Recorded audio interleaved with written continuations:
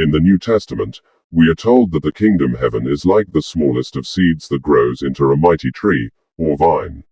It further explains that one only needs a tiny mustard seed of faith to move mountains. If you're anything like me, then you probably wonder why. The answer lies in the Old Testament for those willing to investigate. Here, I shall explain this to you. As life became more sedentary, as civilized society grew, they had learned to cultivate crops away from native environments and in locations more suitable for them. Chief amongst these were vines of fruit and fields with furrows of grain. Now, independently they seem distant as objects, but there's a common link that many these days are unaware of. As people began to cultivate and grow grain, they made bread, which became staple to the diet, yet it was predominantly what we would call flat bread. This was the norm for quite a while, and it also became known as unleavened bread, but named so retrospectively. It wasn't called unleavened until they discovered the leaven. This is the crucial part. The leaven, or yeast, was discovered as a fungus on grapes. Over time and with experimentation, they cultivated this live fungus and called it yeast. If you have ever seen active yeast, you will see just how tiny it is. So eventually leavened bread became a regular alternative to flat bread. The vine and bread became explicitly linked. Due to its nature, it was thought to be almost magical, and they didn't understand the science behind it until years later. Traveling communities would predominantly stick with flat breads, but townships and the like used leavened bread. They did treat the yeast as a living thing, as it grew on vines.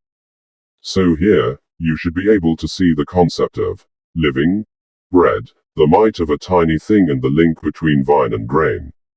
In the book of Genesis, a mysterious character emerges after one of Abraham's victories, someone called Melchizedek. I can explain who and what this person is, but that's for another time. However, this Melchizedek was a priest of the Most High God, and knew of the bread and wine principle. Then Melchizedek, king of Salem, brought out bread and wine. He was priest of God Most High, and he blessed Abram, saying, "Blessed be Abram by God Most High, creator of heaven and earth. And praise be to God Most High, who delivered your enemies into your hand." Genesis 14:18-20. Melchizedek and Abraham basically broke bread together and shared wine. The mysterious, magical power that was seemingly supernatural had been recognized by an earlier faith as something God is in charge of. This is the simplest simile and way I can express to you. When Christ appears many years later, we hear of how he is the vine, living bread, and eventually broke bread and shared wine in his last Passover meal before he was crucified. "This is my body, which is shared for you. Take and eat," Jesus says. Here Christ is claiming this power, with unleavened bread, for he is the yeast. "This is my blood, which is shed for you. Take and drink," Jesus says, stating that this is the blood, wine of a new covenant, not the previous ones, nor the Abrahamic covenant, but a new one, similar in nature to the one granted to Abraham. The wine is represented as blood, being voluntarily poured out and not sacrificed. Christ is the living sacrifice, for a dramatic shift in perspective was required. Why? Because sacrifices were becoming, to a penny, legalistic and ultimately, complacent practice. Christ was performing a one-time sacrifice, so no more would be required. As a living sacrifice, he would show that, like grain, he will return, for seeds of grain harvested are used for the next season. His harvest would be of people, not grain. Thus, the practice of farming was challenged by the new way of thinking. It would have been very controversial at the time. At one point Jesus points ahead to when they will eat and drink of him, and many turned away, for it's had connotations of cannibalism. This is not what he meant though. His body was broken on the cross. He bled on the cross. The once and for all sacrifice was a living example of grain seed harvested to be reborn, for he returned to the living from the dead. There are so many more levels of understanding as well as this, but I shall save them for another time. Essentially, the main points to take away are that the universe, God gives, takes away and returns to provide, like grain and vines of grapes.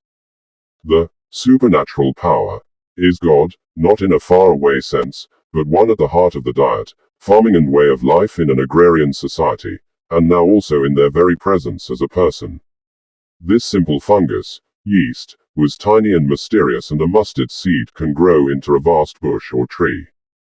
It was a metaphor in part, about the growth of followers of the way, but also about how the presence of God and heaven is in our very midst at all times, not some far-off deity that occasionally pops up or visits when the occasion presents itself. It was for this reason that after the resurrection he was very present at the breaking of bread in the presence of witnesses.